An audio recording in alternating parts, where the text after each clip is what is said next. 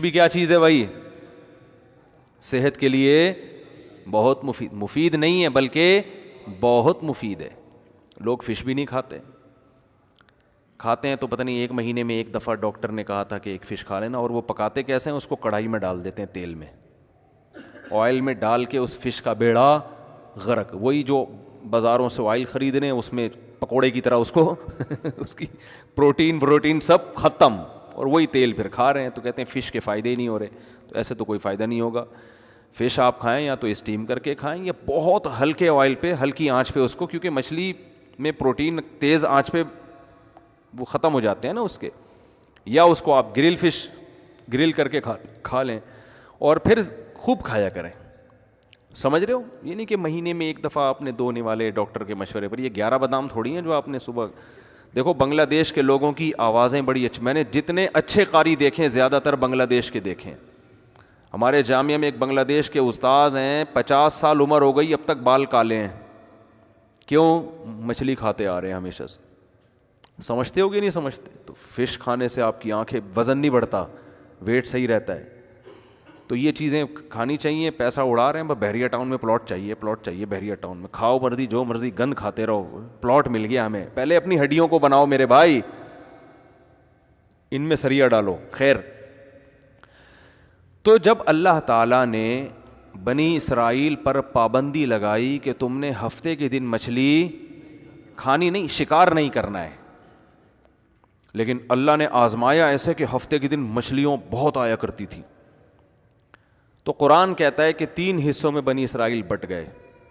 ایک وہ جنہوں نے کیا کیا, انہوں نے کہا کھاؤ یار, اور تھوڑا تھوڑا ان کے دل میں اللہ کا خوف بھی تھا. تو ڈائریکٹ شکار کرنے کے بجائے انہوں نے کہا یہ ہفتے کو اتنی آتی ہیں اور ہفتے کو پھر یہ چلی جاتی ہیں, اتوار کو اتنی آتی نہیں ہے, تو ہفتے کو جال لگا کے ان کو پھانس لو, نکالو اتوار کو.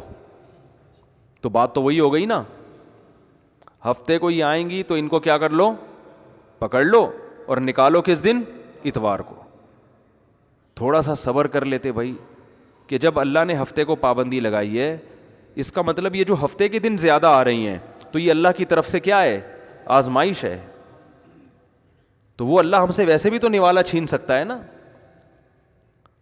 تو جب اللہ نے پابندی لگائی ہے تو اللہ ہم سے ویسے بھی چھین سکتا ہے.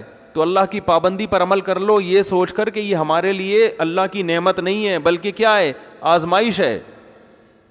لیکن انسان شہوت سے جب مغلوب ہوتا ہے نا تو پاگل ہو جاتا ہے, اس کی عقل پہ پردے پڑ جاتے ہیں. اس لیے علماء کہتے ہیں کہ سب سے زیادہ ناکام وہ شخص ہے جس کو اپنی خواہشات پہ کنٹرول نہیں ہے. ہمارے حضرت یہ آیت جب پڑھتے نا تو فرماتے تھے کہ یہ جو بے پردہ عورتیں مارکیٹ میں گھوم رہی ہیں نا, یہ بنی اسرائیل کی مچھلیاں ہیں. اللہ نے کیا کہا, عورت کو بری نیت سے مت دیکھو, پابندی لگا دی. لیکن آزمائش ایسی کہ جیسے ہفتے کے دن پابندی تھی اور مچھلیاں چھوڑ دی اللہ نے, تو ایسے ہی نظر جھکانے کا حکم دیا اور مارکیٹ میں کو خواتین سے کیا کر دیا اللہ نے, بھر دیا ہے. اب عقل مند یہ کہے گا کہ میں جس آنکھ سے عورت کو دیکھ کے حرام لذت حاصل کرتا ہوں, یہ آنکھ مجھے کس نے دی ہے, اللہ نے. اس عورت کو کس نے بنایا, اللہ نے. قل ارأيتم ان اخذ الله سمعكم وابصاركم وختم على قلوبكم من الہ غیر اللہ یاتیکم بی. اے نبی آپ ان سے پوچھئے کہ اگر اللہ تم سے دیکھنے کی طاقت کو سلب کر لے, سننے کی طاقت چھین لے, تو کوئی خدا ہے کہ اللہ کے ان نعمتوں کے چھیننے کے بعد وہ تمہیں یہ نعمتیں واپس لوٹا دے؟ کتنے لوگ ہیں بینائی چلی گئی, ڈاکٹر نے جواب دے دیا یہ بینائی واپس نہیں آ سکتی. یہاں ایک نوجوان ملنے کے لیے آیا, اس کی عمر 18 سال, کہہ رہے بیٹھے بیٹھے میری بینائی غائب ہو گئی, دنیا اندھیری ہو گئی, اور ڈاکٹروں نے بتایا کہ ایسی بیماری ہے اس کا کوئی علاج نہیں, یہ نہیں آ سکتی واپس. ساری زندگی کے لیے نابینا ہو گیا. کس قدر خوف کی بات ہے بھائی, کہ جو حرام لذت حاصل کر رہے ہیں وہ یہ بھی تو سوچیں کہ جس خدا نے دیکھنے پر پابندی لگائی ہے اس کو ابھی بھی پورا کنٹرول ہے, وہ دیکھ کے غافل نہیں ہوا ہے. وہ چاہے یہ بینائی ہم سے چھین سکتا ہے, نہیں چھین رہا تو اس کا یہ مطلب نہیں ہے کہ وہ ہم پہ مہربان ہے, اس کا مطلب اس سے بڑی سزا دینے کے لیے تیاری کر رہا ہے وہ. تو حضرت فرمایا کرتے تھے جب بھی عورتوں پہ نظر پڑے نا جو بازاروں میں گھوم رہی ہیں, کیونکہ بد نظری بہت آسان ہو گئی ہے, پہلے بڑی مشکل تھی, پہلے خواتین پرانے زمانے میں برقعے میں ہوا کرتی تھیں, افسوس غم بھی ہوتا تھا کوئی دیکھتے ہوئے پکڑے نہ جائیں, پٹیں گے, چھپ چھپا کے دیکھ رہے ہیں, کہیں کھڑکی سے جھانک رہا ہے کوئی, دیوار پھلانگتے ہوئے پکڑا گیا, صحیح ہے نا. اور اب تو کچھ بھی نہیں ہے, اب تو فخر سے بتا رہے ہوتے ہیں لوگ جا کے, ایک دوست ایک دوسرے کو بتا رہے ہوتے ہیں. تو یہ جو گناہ آسان ہو گیا نا, تو گناہ کا آسان ہونا اس کی علامت نہیں ہے کہ اللہ ہم پہ مہربان ہو گیا ہے, اللہ نے ہمارے لیے نعمتوں کے دروازے کھول دیے ہیں. گناہ کا آسان ہونا اس کی علامت ہے کہ اللہ کی طرف سے آزمائش بڑھ گئی ہے, بڑھ گئی ہے آزمائش. تو بنی اسرائیل کو ہفتے کو دن پابندی لگائی, اور مچھلیاں ہول سیل کے حساب سے کس دن آ رہی ہیں, ہفتے کو. اب ان کو کامن سینس استعمال کرنی چاہیے تھی کہ یار مچھلی کو ہفتہ اتوار کا کیا پتہ, یہ جو ہفتے ہی کو لازمی آ رہی ہے یہ ہمارا امتحان ہے. لیکن کیا کیا, ایک فریق نے کیا کیا, جال لگا دیا, اور شکار کرنا, جال لگا لیتے تھے ہفتے کو اور اتوار کو نکال لیا کرتے تھے, کہ دل کے خوش کرنے کو غالب خیال اچھا ہے نا, کہ لوگ کہیں گے یار یہ تو منع کیا ہے پیغمبر نے, تو کہیں کوئی بات نہیں, ہم کوئی ہفتے کو تھوڑی, ہم تو اتوار کو نکال رہے ہیں شکار. تو یہ وہ ہیلا ہے جو حرام ہے. ہیلوں کی بھی دو قسمیں ہیں. ٹیلی ویژن پہ ایک مشہور اسکالر ہیں, میں نام نہیں لوں گا, اکثر آتے رہتے ہیں, تو کسی نے بتایا کہ ایک مفتی نے یہ ہیلا بتایا ہے, اگر اس ہیلے پر عمل کر لیں تو یہ چیز جائز ہو جائے گی.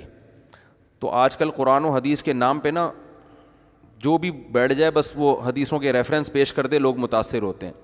تو انہوں نے فوراً کہا یہ ہیلے ویلے حنفی فقہا نے لکھے ہیں, حنفیوں کو لتاڑنا شروع کر دیا بیٹھ, یہ حنفی مولویوں کا کام ہے ہیلے بتانا, یہ سود سے بچنے کا ہیلا, یہ فلانے کام کا ہیلا. ہیلے اسلام میں کیا ہیں, حرام ہیں. اور پھر یہی بنی اسرائیل نے ہیلے کیے اور اللہ نے ان کو کیا دے دیا, عذاب دے دیا. تو میں تو تھا نہیں, میں نے کہا میں ان کے پاس بیٹھا ہوتا تو میں ان سے عرض کرتا ہوں, لوگ تو خوش ہوتے ہیں ماشاءاللہ کیسی زبردست بات کی, اور حنفی سارے علماء جتنے بھی تھے ان کو کیا قرار دے دیا, گمراہ. اس لیے کہتے ہیں پراپر طریقے سے جب تک علم حاصل نہ ہونا انسان گمراہی پھیلاتا ہے. نیم ڈاکٹر خطرہ جان ہوتا ہے کہ نہیں ہوتا, نیم حکیم نیم ڈاکٹر, تو ایسے ہی نیم علم بھی کیا ہے, خطرہ ایمان ہے. قرآن سے ہی پتہ چلتا ہے کہ جائز ہیلے بھی ہوتے ہیں اور ناجائز ہیلے بھی ہوتے ہیں. بنی اسرائیل کا جو ہیلا تھا وہ بھی ہیلا تھا مگر حرام تھا. ایک ہیلا خود اللہ نے بتایا ہے. حضرت ایوب علیہ الصلاۃ والسلام جب بیمار تھے نا, تو آپ کی زوجہ نے آپ کی بہت خدمت کی, بہت زیادہ خدمت کی. لیکن جب انسان بیمار ہوتا ہے تو طبیعت میں ذرا چڑچڑاپن پیدا ہو جاتا ہے, ایسا ہی ہے نا. تو کسی موقع پر خدمت میں ذرا کوتاہی ہو گئی, تو حضرت ایوب علیہ السلام نے قسم اٹھائی کہ میں صحیح ہو گیا تو اللہ کی قسم تجھے 100 کوڑے ماروں گا میں. غصے میں نا حضرت ایوب علیہ السلام نے یہ قسم اٹھا لوں گا. اب جب غصہ ختم ہوا تو احساس ہوا کہ اتنی وفادار بیوی جو بیچاری اتنی خدمت کر رہی ہے, تھوڑی سی کوتاہی ہو گئی, اس کو کوڑے مارنا تو کسی بھی طرح بولو نا بنتا ہی نہیں ہے. لیکن پیغمبر قسم اٹھا کے پوری نہ کریں تو پیغمبر کو اس پہ بھی ضمیر مطمئن نہیں ہے. بھائی اللہ کے نام کی قسم اٹھائیے, کہ قسم اٹھا کے پورا نہ کرنا یہ تو اللہ کے نام کی ایک قسم کی, یعنی آپ نے اللہ کو وہ عظمت نہیں دی جو اس کا حق بنتا ہے. تو قرآن کہتا ہے ہم نے ایوب علیہ السلام کو کہا جب وہ ٹھیک ہو گئے, ہم نے کہا خذ بیدک غیثاً, ایک جھاڑو لیں جس میں 100 تنکے ہوں اور ایک ہی دفعہ لگا دیں, ٹھیک ہے نا. ولا تحنس, اور آپ قسم میں حانس نہ ہو, قسم نہ توڑیں, قسم بھی پوری ہو جائے گی.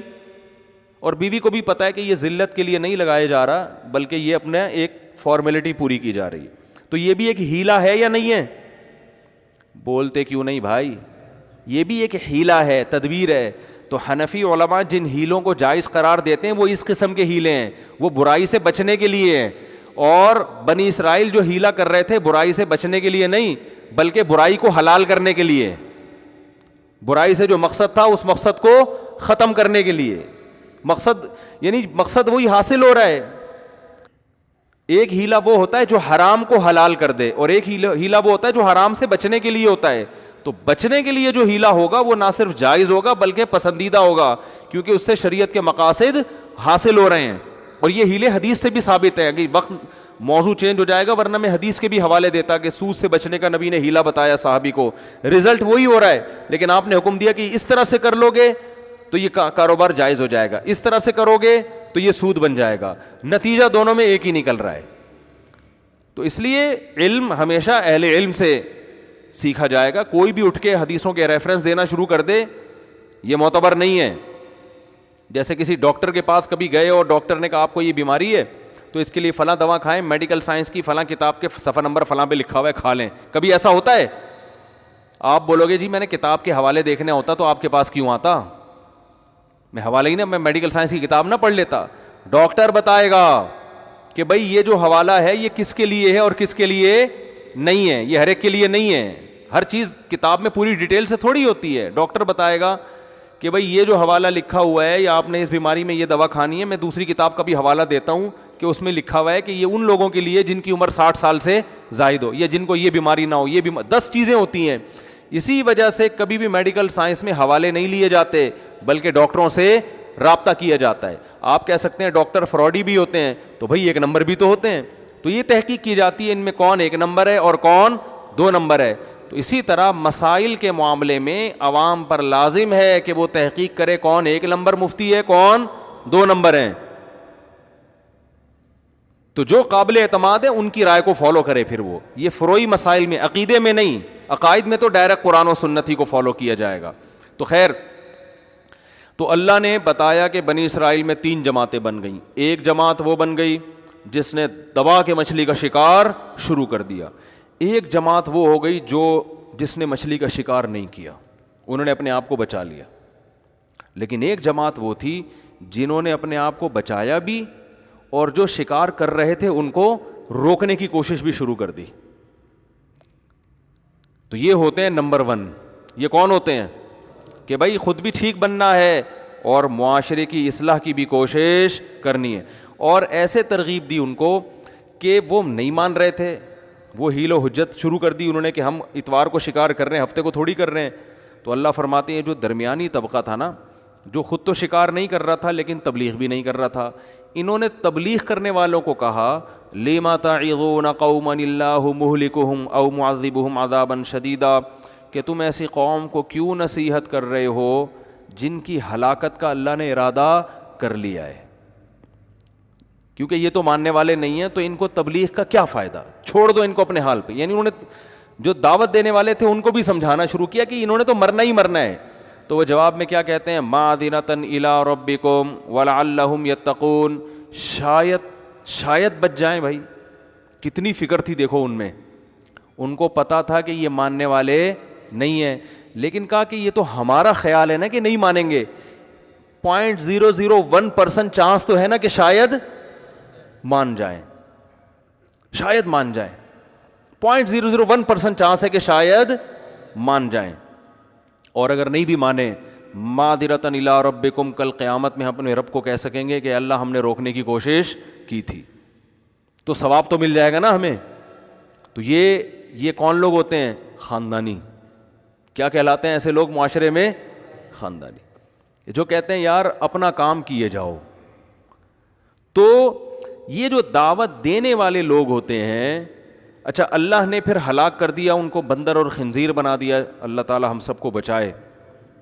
اللہ تعالیٰ فرماتے ہیں فَجَعَلَ مِنْهُمُ الْقِرَدَةَ وَالْخَنَازِيرَ. اللہ جب وہ رات کو سوئے ہیں نا, جنہوں نے مچھلی کا شکار کر رہے تھے, رات کو سوئے ہیں تو صبح اٹھے تو کوئی بندر بن چکا تھا, کوئی خنزیر سور کی شکل بن چکی تھی کسی کی. پھر حدیث میں آتا ہے 3 دن کے بعد اللہ نے ان سب کو ختم کر دیا. یہ جو نسلیں بندروں کی اور سور کی چل رہی ہیں, ان کا ان بنی اسرائیل سے کوئی تعلق نہیں ہے. لوگ ان کو پکڑ کے کوٹنا شروع کر دیتے ہیں بعض دفعہ کہ یار یہ وہی ہیں, انہوں نے نافرمانی کی تھی. تو اللہ نے ان کو ہلاک کر دیا, پھر ختم کر دیا اس نسل کو.